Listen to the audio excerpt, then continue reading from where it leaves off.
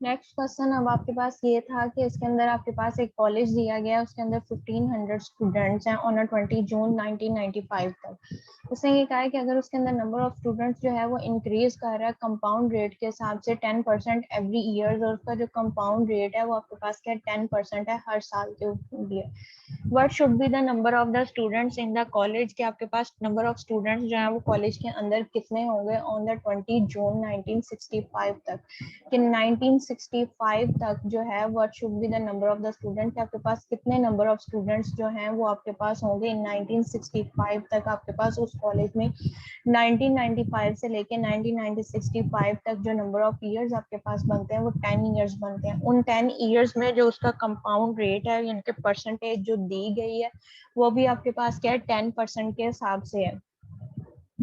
Number of years यानी कि उसका जो ड्यूरेशन बन रहा है वो भी आपके पास क्या दिया गया है 10 ईयर्स का दिया गया, और नंबर ऑफ स्टूडेंट्स जो दिए गए हैं वो भी आपके पास किसके हिसाब से हैं कि 10% के हिसाब से जो है वो आपके पास इंक्रीज हो रहे हैं। ठीक है, नेक्स्ट उसने ये दिया हुआ है कि 15 आपके पास जो उसकी प्रिंसिपल वैल्यू है यानी कि जो आपके पास प्रेजेंट स्टूडेंट्स होंगे वो आपके पास क्या कहलाएंगे उसके प्रिंसिपल वैल्यूज कहलाएगी, और जो उसके आपके पास नंबर ऑफ स्टूडेंट्स जो है वो 10 ईयर्स में इंक्रीज होंगे उसको जो है वो 1500 के अंदर प्लस करोगे तो वो आपके पास क्या हो जाएगा उसके टोटल नंबर ऑफ स्टूडेंट्स आपके पास हो जाएंगे, और वो आपके पास अदर वर्ड्स में क्या कहलाती है उसकी अमाउंट कहलाती है। यानी कि जो एक्चुअल अमाउंट है और जो रेट ऑफ इंटरेस्ट की अमाउंट आती है उन दोनों को कंबाइन करो तो वो आपके पास अमाउंट होती है। तो यहाँ पे भी जो उसके एक्चुअल स्टूडेंट्स पहले से स्टूडेंट्स जो प्रेजेंट हैं उन स्टूडेंट्स को और जो आपके पास जो 10% के हिसाब से इंक्रीज होके जो स्टूडेंट्स है नंबर ऑफ स्टूडेंट्स आपके पास बनेंगे बोथ को आप ऐड करोगे तो आपके पास जो टोटल नंबर ऑफ स्टूडेंट्स आएंगे वो आपके पास किसके इक्वल है अमाउंट के इक्वल है। अब इसका जो सोल्यूशन आपके पास आएगा उसमें जो गिवन चीज है वो आपके पास क्या दी गई है 20 जून से लेके 20 जून 1965 तक, 95 से लेके 1965 तक उसको हम करें काउंट करें तो वो हमारे पास टोटल ईयर्स जो बनते हैं वो आपके पास 10 ईयर्स बनते हैं। नंबर ऑफ ईयर्स आपके पास किसके इक्वल आ जाएगा स्मॉल एन जो है वो आपके पास किसके इक्वल है 10 के इक्वल है। रेट ऑफ परसेंटेज जो उसने कहा है कि if the number of the students increases a compound at a compound rate of 10% every years, के हर साल यानी कि फर्स्ट ईयर टोटल आपके पास नंबर ऑफ ईयर्स जो बन रहे हैं वो 10 ईयर्स बन रहे हैं। इन 10 ईयर्स टोटल ईयर्स का जो परसेंटेज है वो आपके पास 10 के हर एक उसने ये कहा है कि एट द कंक्रीजेस कंपाउंड रेट 10% एवरी ईयर्स, यानी कि फर्स्ट ईयर भी जो आपके पास टोटल जो 10 साल है उनमें से जो पहला साल है उस साल भी 10% के हिसाब से इंक्रीज हो रहे हैं, सेकेंड ईयर भी 10% के हिसाब से, थर्ड ईयर भी जो है वो 10% के हिसाब से, फोर्थ ईयर भी सोन जो है वो हर साल जो है वो नंबर ऑफ स्टूडेंट्स जो है वो 10% के हिसाब से ही इंक्रीज आपके पास हो रहे हैं। तो ये आपके पास उसका क्या है कंपाउंड इंटरेस्ट के हिसाब से what should be the number of the students in the college, वो कह रहा है कि जब आपके पास 10 साल कंप्लीट हो जाएंगे तो वो जो नंबर ऑफ स्टूडेंट्स आपके पास बनेंगे कंपाउंड इंटरेस्ट के रेट से वो कितने स्टूडेंट्स होंगे, यानी कि at the end of the 1965 तो आपके पास टोटल नंबर ऑफ स्टूडेंट जो 1500 थे वो इंक्रीज होके आपके पास कितने स्टूडेंट जो है वो बन जाएंगे वो हमने इसमें बताना है। अब यहाँ पे जो 20 जून 1995 से लेके 20 जून 1965 तक जो आपके पास टोटल ईयर्स आए वो 10 आ गए। परसेंटेज जो दी गई है वो भी आपके पास क्या 10% से, प्रिंसिपल वैल्यू यानी कि प्रेजेंट नंबर ऑफ स्टूडेंट्स जो दिए गए हैं वो आपके पास क्या दिए गए हैं 1500, अमाउंट जो है वो हमने फाइंड आउट करनी है। अमाउंट का जो फार्मूला आपके पास दिया जाता है वो आपके पास क्या है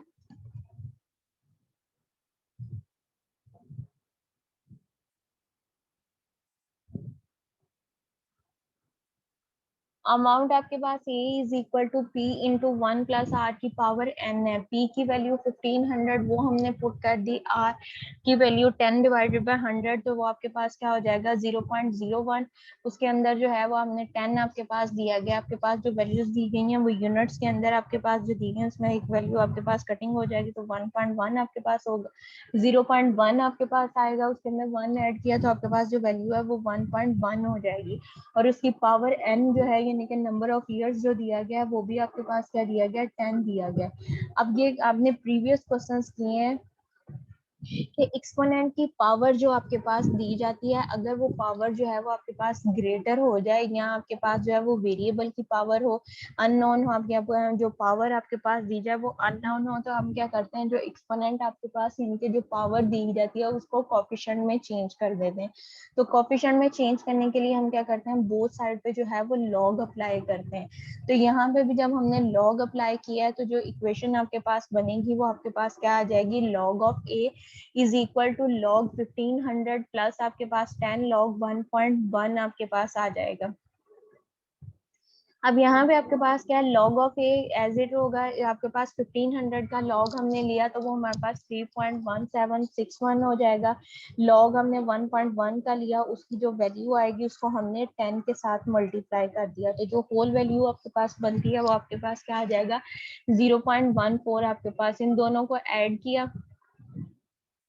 तो आपके पास 3.5901 आपके पास आ जाएगी। ए के साथ जो है वो लॉग आपके पास मल्टीप्लाई हो रहा है, हमें जो वैल्यू चाहिए वो सिंपल जो है वो हमें ए की वैल्यू चाहिए। तो लॉग को जो है वो इक्वालिटी के दूसरी साइड पे ले जाएंगे, जब इक्वालिटी के दूसरी साइड पे जाएगा तो ये आपके पास क्या हो जाएगा, एंटी लॉग, यानी कि आपके पास लॉग का इनवर्स वो हमने लिया, तो हमारे पास जो स्टूडेंट्स आ रहे हैं वो आपके पास अमाउंट की वैल्यू जो आ रही है वो आपके पास क्या हो जाएगा, 3891 आपके पास जो है वो स्टूडेंट्स आ जाएंगे।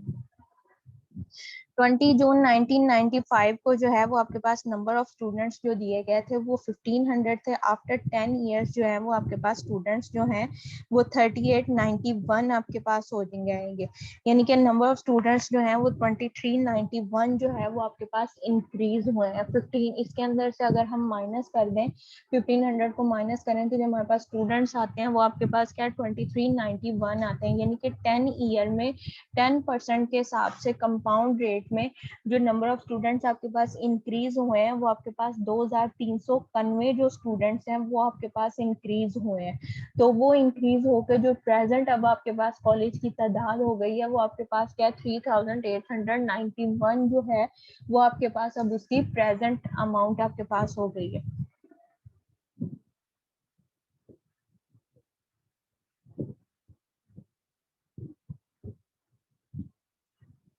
प्रॉब्लम नंबर 25 है, उसके अंदर उसने दिया हुआ है, if the population of the in country increases at a average on a average compound rate, क्या आपके पास जो उसकी पॉपुलेशन है एक मुल्क की वो इंक्रीज कर रही है एवरेज कंपाउंड रेट से, और एवरेज कंपाउंड रेट जो आपके पास दिया गया है वो आपके पास क्या दिया गया है 2% पर ईयर्स, कि हर साल जो है वो उसके हिसाब से 2% के हिसाब से वो हो रहा है पर ईयर्स, यानी कि हर साल जो उसका रेट ऑफ परसेंटेज है वो आपके पास 200 है। उसने आगे उसकी पॉपुलेशन की आपके पास जो दी गई है, if the population beginning of 1961 is 4 million, 400 million है, what could be the population at the end of the 1965। 1961 के स्टार्ट में जो है उसकी वैल्यू जो है वो आपके पास क्या दी गई है 400 मिलियन दी गई है। उसके बाद आपके पास नंबर ऑफ ईयर्स जो है वो आपके पास कहाँ से हो जाते हैं, उसमें इंक्रीज हो जाते हैं, नंबर ऑफ ईयर्स आपके पास 5 हो जाएंगे, यानी कि आपके पास यहाँ पे उसने क्या है, if the population at the beginning, आपके पास beginning 1961 is 4 million, what should be the population at the end of the 1965, कि अगर हम जो इसकी वैल्यूज ले रहे हैं 1 जनवरी से लेंगे हम तो 13 दिसंबर 1965 तक, तो जो नंबर ऑफ ईयर्स आपके पास बनेंगे वो आपके पास क्या बनेंगे, वो 5 बनेंगे। यहाँ पे उसने जो है वो आपके पास क्या दिया है, अब ये उसने कहा है कि पर ईयर्स, तो पर ईयर्स में पहले हमने क्या फाइंड आउट करने हैं, number of years find out करने हैं कि 1961 से लेके 1965 तक टोटल नंबर ऑफ ईयर्स जो हैं वो आपके पास कितने आपके पास जो है वो नंबर ऑफ ईयर्स आते हैं, जिसके हिसाब से जो है वो उसकी आपके पास जो है वो पॉपुलेशन जो है वो इंक्रीज करती है, यानी कि 4 मिलियन आपके पास आती है।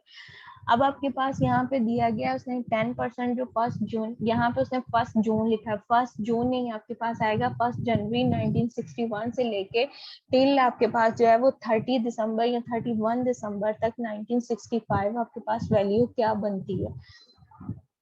यहाँ पे हमने इसको सिंप्लीफाई किया तो आपके पास जो आएगा वो आपके पास नंबर ऑफ ईयर्स जो आते हैं वो आपके पास 5 ईयर्स आते हैं,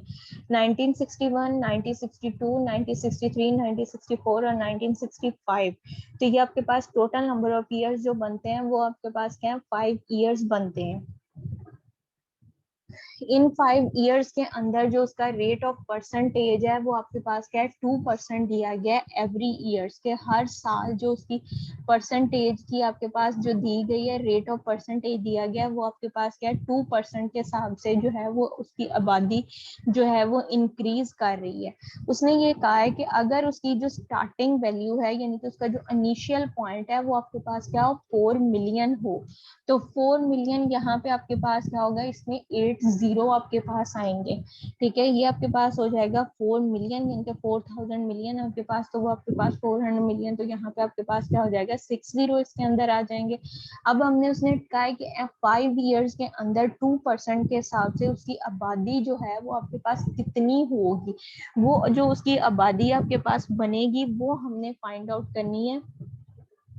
कि 2 साल के यानी कि उसके 5 साल के अंदर 2% के हिसाब से उसकी आबादी जो है वो कितनी बनती है। यानी कि अदर वर्ड ये है कि आपके पास उसकी हमने नंबर ऑफ अमाउंट आपने जो है यानी कि टोटल आपके पास जो अमाउंट है वो फाइंड आउट करनी है, यानी कि उसकी प्रिंसिपल वैल्यू और जो उसकी शरह सूद की जो वैल्यू आपके पास आती है यानी कि रेट ऑफ इंटरेस्ट जो आपके पास आता है, उन दोनों को कंबाइन करके जो वैल्यू आपके पास बनती है वो हमने फाइंड आउट करनी है, तो वो आपके पास कितनी आती है। अब हमने अमाउंट का फार्मूला लगाया, पी की वैल्यू आपके पास क्या है 400 मिलियन है, वो आपने लिख दी 1 प्लस आर आपके पास 2% के हिसाब से 2 डिवाइडेड बाय 100 करोगे तो 0.02, उसमें 1 को ऐड किया 1.02 हो जाएगा। 1.02 का जो है वो स्क्वायर हमारे पास यहाँ पे आपके पास क्या है उसकी पावर 5 आपने लेनी है। यहाँ पे उसने 2 लिखा है, ये इसकी पावर जो है वो 2 नहीं आएगी आपके पास, जो है उसका स्क्वायर ही आपके पास उसकी यानी कि आपके पास स्क्वायर नहीं होगा, आपके पास उसकी वैल्यू जो है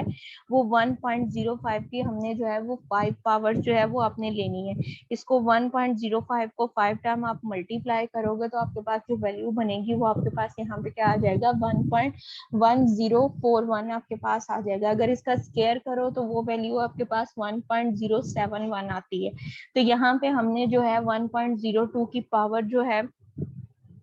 वो हमने 5 टाइम जो है उसको लिया, तो आपके पास जो वैल्यू बनेगी वो आपके पास क्या आ जाएगी 1.1041 आपके पास आ जाएगा। वो वैल्यूज हमने जो लिए आपके पास 1.04 जो आपके पास वैल्यू आती है उसको आपने जो है वो 400 मिलियन जो आपके पास दिया गया है उसके साथ जो है वो हमने मल्टीप्लाई कर देना है। उसके साथ मल्टीप्लाई जब आप करोगे तो यहाँ पे जो आपके पास वैल्यू है वो आपके पास क्या हो जाएगा 441 164 आपके पास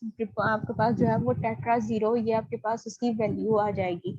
आपके पास। अब यहाँ पे ये वैल्यू जो दी गई है हमें क्या दी गई है मिलियंस में दी गई है, तो इसको जो हमने डिवाइड भी करना है वो मिलियन के साथ ही हमने इसको डिवाइड करना है ताकि इसकी वैल्यू जो है वो हमारे पास क्या है, ये हमारे पास क्या है इन फिगर आपके पास वैल्यू आ गई, तो इसको हमने पी को जो है इसमें डिवाइड कर दिया था। अगर इसको मिलियंस में करें कि आपके पास स्मॉलेस्ट वैल्यू आपके पास क्या बनेगी, तो हम क्या करेंगे आपके पास जो 441 जो 164,000 आपके पास दिया गया है इसको हमने जो है वो मिलियंस के अंदर जो है वो हमने इसको कन्वर्ट करना है, तो हम क्या करेंगे आपको पास जो यहाँ से 1000 के साथ डिवाइड कर देंगे तो ए की वैल्यू जो आपके पास आ जाएगी वो आपके पास क्या आ जाएगा 441.6 आपके पास मिलियन आ जाएगा। यानी कि उसका जो रेट ऑफ परसेंटेज आपके पास इंक्रीज हुआ है, आपके पास क्या था स्टार्टिंग पे जो था वो आपके पास क्या था 400 मिलियन था, लेकिन जब आपके पास 5 साल के बाद एंड उसकी वैल्यू जो है वो आपके पास क्या हो रही है 441.61, यानी कि आपके पास 41.6 जो है वो मिलियन इतना जो है वो उसके इंक्रीज उसमें हो रहा है। तो आपके पास जो उसकी शरह सूद यानी कि आपके पास बन रही है उसका इंक्रीज ऑफ द वैल्यू जो आपके पास आ रहा है वो आपके पास क्या आपके पास 41.60 जो है वो आपके पास उसकी इंक्रीज आपके पास हो रही है। थर्ड आपके पास जो एग्जांपल 26 दी गई है प्रॉब्लम नंबर उसमें पूछा हुआ है the sum of the money double itself in the 12.5 years at a certain percent rate of the percentage of the simple interest,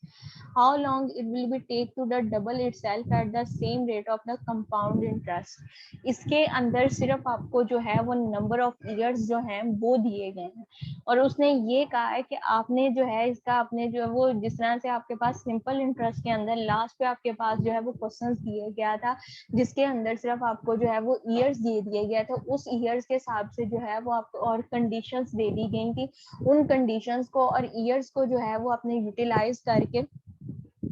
उसकी जो वैल्यूज थी वो हमने फाइंड आउट करनी थी कि सम ऑफ द मनी आपके पास क्या आएगा और उसकी रेट ऑफ परसेंटेज जो है वो आपके पास क्या आएगी। अब यहाँ पे उन्होंने आपके पास ये कहा है कि if the sum of the money double if the certain amount of the simple interest, और जो उसकी यानी कि सम ऑफ द मनी है वो आपके पास क्या है, सिंपल इंटरेस्ट है। उसने कहा है सिंपल इंटरेस्ट से वैल्यू आएगी। और जो सेकंड कंडीशन उसने लगाई है, उसने ये लगाया कि how long it will be take to double itself, कि जितनी आपके पास जो रकम आएगी वो उतनी रकम को जो है वो डबल इटसेल्फ के उस रकम को खुद को डबल करने के लिए एट द सेम रेट, और जो रेट ऑफ परसेंटेज है वो भी सेम हो ऑफ द कंपाउंड इंटरेस्ट, कि सिंपल इंटरेस्ट का रेट और जो कंपाउंड इंटरेस्ट का रेट है बोथ का जो रेट होगा वो आपके पास क्या होगा, सेम होगा। सिंपल इंटरेस्ट के हिसाब से आपके पास जो सम ऑफ द मनी है वो आपके पास कितना बनेगा, और उस सम ऑफ मनी का कंपाउंड परसेंटेज जो रेट ऑफ परसेंटेज है वो सेम हो, तो डबल होने के लिए उसको कितना टाइम जो है वो आपके पास रिक्वायर्ड होगा। अब फर्स्ट इसमें हमने क्या करना है, सिंपल इंटरेस्ट का जो फार्मूला है उसको हमने यूटिलाइज करना है, और जो अमाउंट हमने लेनी है मनी जो है वो हमने क्या करनी है, सपोज करनी है कि वो हम कितनी लेंगे, वो चाहे आपकी मर्जी है, वो 100 ले लो, 1000 ले लो, 10 ले लो, 1 ले लो, 2 ले लो। यहाँ पे जो उन्होंने लिया है सिंपल इंटरेस्ट की यानी कि इनिशियल वैल्यू जो आपके पास ली है, इसमें भी आपके पास है कि जितनी आपके पास जो है वो इनिशियल वैल्यू होगी उसकी जो प्रिंसिपल वैल्यू है वो भी आपके पास क्या दिया जाएगा, उतनी ही होगी जितनी, यानी कि आपके पास जो है वो सम ऑफ द मनी आपके पास होगा, जितना आपके पास यानी कि उसकी प्रिंसिपल वैल्यू है, उसका रेट ऑफ इंटरेस्ट जो होगा, यानी कि आपके पास सूद की रेट ऑफ परसेंटेज तो आपके पास डिफरेंट होगा, लेकिन जो उसका इंटरेस्ट की वैल्यू है यानी कि जो उसकी सूद की रकम है वो भी उसके पास उतनी ही होगी। उसके ऊपर फिर हमने जो है उसकी परसेंटेज फाइंड आउट करनी है कि किस परसेंटेज के तहत जितनी हमारे पास उसकी यानी कि रकम थी उसका जो प्रॉफिट है वो भी हमारे पास जो है वो उतना ही आपके पास आया है जितनी रकम थी। यानी कि अगर आपके पास 10 रुपए थे तो जो प्रॉफिट आपके पास आया है वो भी आपके पास क्या आया है, 10 रुपए ही आया है। यहाँ पे उसने जो सिंपल इंटरेस्ट लिया है, आई की जो वैल्यू ली है वो आपके पास क्या लिया है, 1 लिया है। प्रिंसिपल वैल्यू जो है यानी कि वो आपके पास क्या बने, इंटरेस्ट की अमाउंट जो है यानी कि सूद का जो प्रॉफिट आपके पास है वो भी 1 रुपीज है, और जो उसकी सिंपल इंटरेस्ट यानी कि पी की वैल्यू प्रिंसिपल वैल्यू उसने ली है वो भी आपके पास क्या है, 1 है। टाइम पीरियड जो दिया गया है वो आपके पास क्या दिया गया है, 12.5 यानी कि 12 एंड हाफ आपके पास, तो वो 12.5 में आपके पास हो जाएगा टाइम, और रेट ऑफ इंटरेस्ट आर जो है वो हमने फाइंड आउट करना है। सिंपल इंटरेस्ट का फार्मूला आपके पास I is equal to P multiply by R multiply by T के इक्वल होता है। इसमें से हमने आर फाइंड आउट करना है, आर को हम सेपरेट कर लेंगे तो हमारे पास जो फार्मूला बनेगा वो आपके पास क्या आ जाएगा, R is equal to 1 divided by P multiply by T आपके पास हो जाएगा।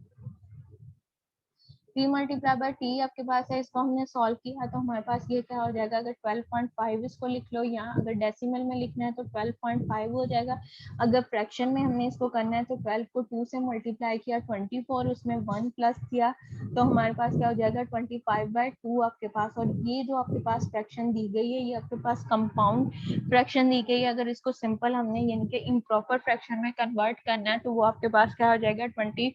5/2 आपके पास आ जाएगा। अब यहाँ पे वैल्यू आपके पास आई की वैल्यू भी 1 है, प्रिंसिपल वैल्यू जो है वो भी आपके पास 1 है, और टाइम पीरियड जो दिया गया है वो आपके पास क्या है 25/2 आपके पास दिया गया। इसको हमने अब जो है वो रिजोल्व किया, 25 के साथ 1 को किया तो आपके पास 1 ही रहेगा, डबल आपके पास डिवाइड इसको किया 12.5 आपके पास आ जाएगा। अब 1 जो आपके पास दिया गया है इसको 12.5 के साथ हमने डिवाइड किया,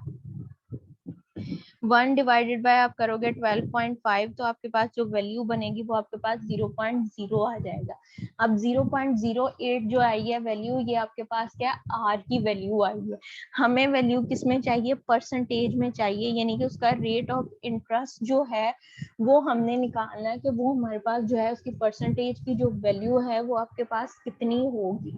तो ये अपने इसको क्या करेंगे, 100 के साथ परसेंटेज फाइंड आउट करनी है तो उसको 100 के साथ मल्टीप्लाई कर दिया तो आर जो है वो आपके पास क्या होगा, रेट ऑफ इंटरेस्ट जो है वो आपके पास क्या आ जाएगा 8% आ जाएगा। अब कंपाउंड इंटरेस्ट में भी जो आर है वो आपके पास क्या होगा 8% ही आपके पास होगा। और उसने आपके पास कंडीशन आपको ये दी थी, how long will it take to double itself at the same rate of the compound interest, कि ये जो इसकी मनी हमारे पास दिया गया है, इसकी अमाउंट जो दी गई है वो हमारे पास कितने डबल होने के लिए आपके पास कितना टाइम देगी। तो अमाउंट आपके पास क्या बनेगी कि वन आपके पास जो है यानी कि प्रिंसिपल वैल्यू और रेट ऑफ इंटरेस्ट जो है वो उसको कंबाइन करें। तो प्रिंसिपल वैल्यू क्या दी गई थी 1 है, और इंटरेस्ट की वैल्यू जो आई थी वो भी आपके पास क्या 1 है। तो अमाउंट जो है वो आपके पास क्या हो जाएगी 2 आपके पास हो जाएगी, यानी कि जितना आपके पास रेट ऑफ इंटरेस्ट होगा या जितना आपके पास प्रिंसिपल अमाउंट होगी उसका जो डबल होगा, यानी कि जितनी आपके पास प्रिंसिपल वैल्यू है उसका जो डबल होगा वो आपके पास क्या होगा अमाउंट होगा। तो कंपाउंड इंटरेस्ट का फार्मूला जो है वो आप क्या यूज करोगे कि a इज इक्वल टू आपके पास क्या p इंटू 1 प्लस r की पावर n। a अब आपके पास क्या दिया गया 2, यानी कि जितना आपके पास प्रिंसिपल वैल्यू है उसका डबल जो है वो आपके पास क्या है अमाउंट है। तो वो a की वैल्यू क्या आ जाएगी 2 आ जाएगी। P जो है प्रिंसिपल वैल्यू वो आपके पास 1 है, 1 प्लस और रेट ऑफ इंटरेस्ट जो आपके पास आया है वो आपके पास क्या है 8%। उसने यही कहा था कि कंपाउंड इंटरेस्ट का रेट और जो आपके पास सिंपल इंटरेस्ट है दोनों का रेट ऑफ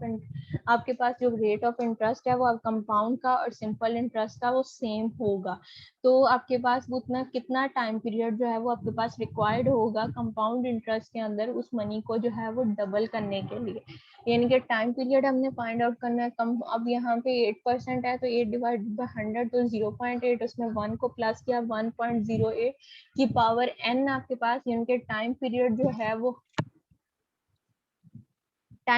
है वो हमने फाइंड आउट करना है। टाइम पीरियड जो दिया गया है वो इसमें हमारे पास क्या है n आपके पास दिया गया है। तो 2 इज इक्वल टू 1.08 की पावर जो है वो आपके पास n दिया गया है। तो जब किसी चीज की पावर जो है वो एक्सपोनेंट जो है वो वेरिएबल दिया जाए और वेरिएबल को जो है वो हमने कोफिशिएंट के अंदर चेंज करना हो तो हम क्या करते हैं बोथ साइड पे जो है वो लॉग अप्लाई कर देते हैं। तो यहाँ पे भी अब हमने लॉग अप्लाई किया, log of 2 is equal to आपके पास क्या हो जाएगा जो आपके पास मल्टी पावर एक्सपोनेंट में दी गई है वो आपके पास कोफिशिएंट की जगह में आ जाएगा। तो ये आपके पास n log 1.08 आपके पास आ जाएगा। इसमें से अब n को हमने सेपरेट किया तो आपके पास जो है वो log 1.08 जो है वो उसको इक्वालिटी के दूसरी साइड पे ले जाएंगे। यहाँ पे मल्टीप्लाई हो रहा है, जब इक्वालिटी के दूसरी साइड पे जाएगा तो आपके पास जो है वो डिवाइड हो जाएगा। तो यहाँ पे आपके पास क्या आ जाएगा n is equal to log of 2, log आपके पास 1.08 आपके पास हो जाएगा।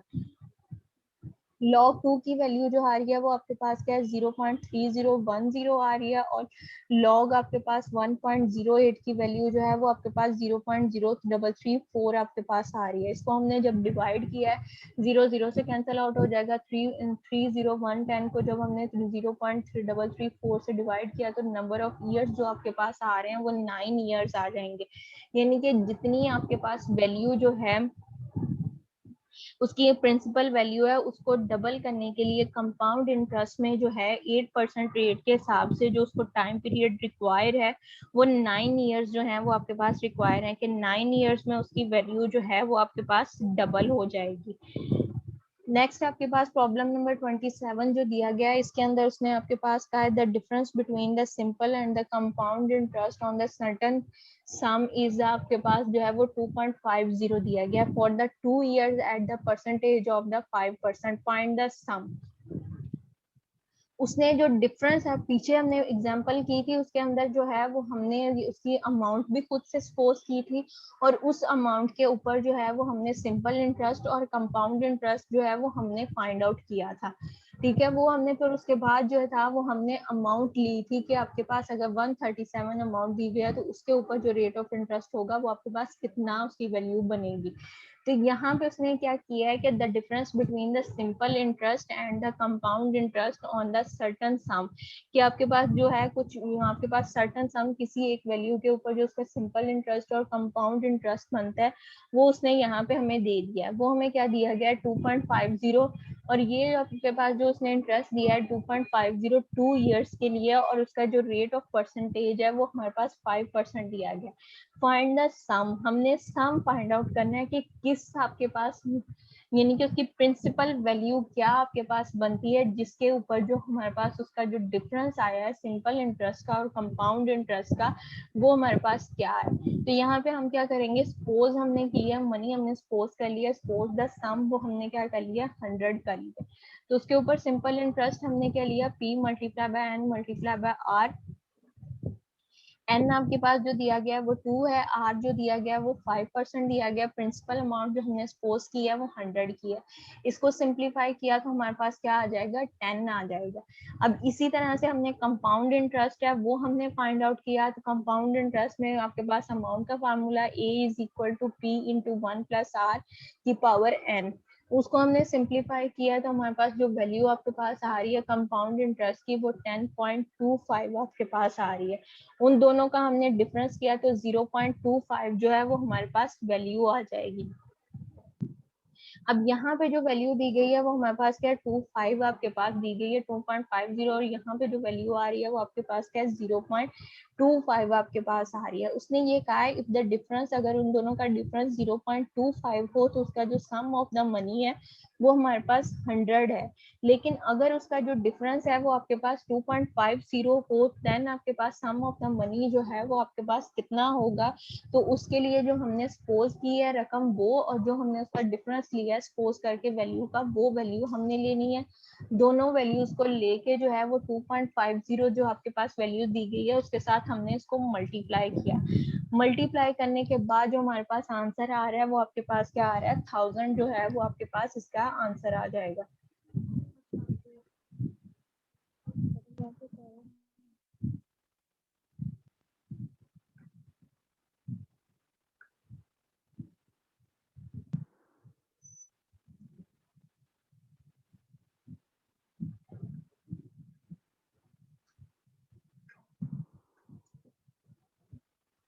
Roll number 13038। बेटा अपना माइक बंद करो।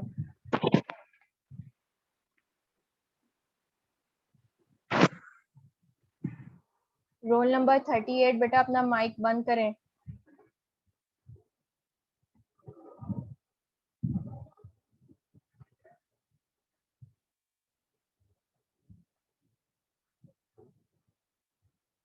नेक्स्ट इसी एक्सरसाइज से आपके पास जो आपने किया है कंपाउंड इंटरेस्ट, उससे रेलिवेंट आपके पास 4 क्वेश्चन दिए गए हैं। फाइंड द कंपाउंड इंटरेस्ट 805% के हिसाब से फॉर द 6 इयर्स। कि आपने उसका कंपाउंड इंटरेस्ट फाइंड आउट करना है। इसमें सिंपल जो है वो इसका फार्मूला आप लगाओगे। अमाउंट आपके पास principal value P is equal to P into 1 plus R की पावर n माइनस 1,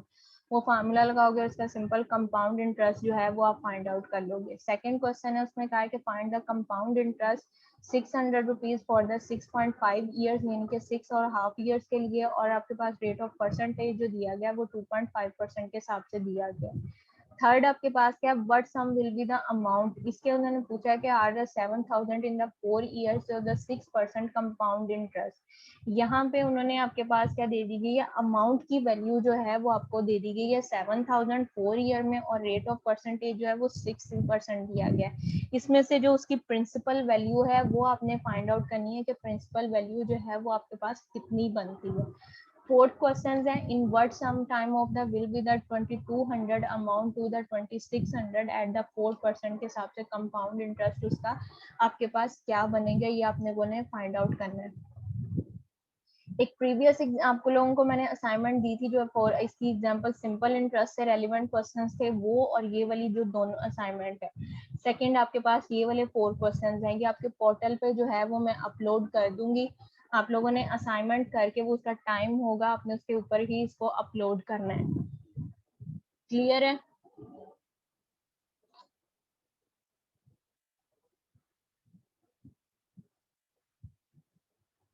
असाइनमेंट जो है ये आपके पास जो क्वेश्चंस हैं ये मैं आज या कल अपलोड कर दूंगी। आपके पास 1 या 2 दिन का टाइम होगा, उसके टाइम के ड्यूरेशन में आपने दोबारा से पोर्टल्स के ऊपर अपनी असाइनमेंट 1 और असाइनमेंट 2 जो है वो अपलोड करनी है। क्लियर है बेटा?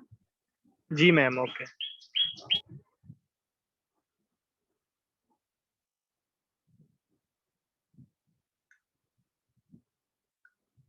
यहाँ तक जो है वो आपके पास सिंपल इंटरेस्ट और जो कंपाउंड इंटरेस्ट है वो खत्म है। नेक्स्ट आपके पास जो टॉपिक है वो एन्युटी आपके पास और डेप्रिसिएशन जो है उससे रेलिवेंट क्वेश्चन जो है वो अब सुबह आपको करवाऊंगी।